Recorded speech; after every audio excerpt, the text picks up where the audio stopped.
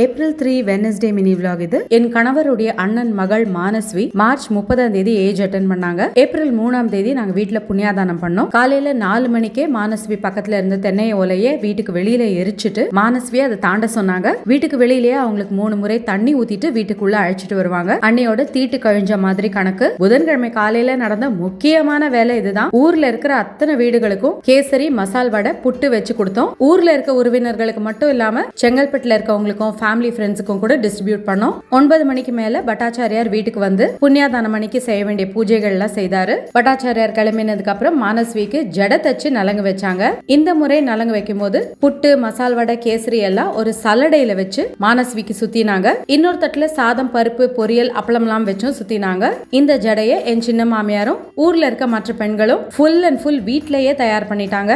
எங்க ஊர் பெண்கள் எவ்வளவு டேலண்டட்னு பாத்தீங்களா? இந்த ஷார்ட்ஸ் உங்களுக்கு பிடிச்சிருக்கும்னு நினைக்கிறேன். பாய்.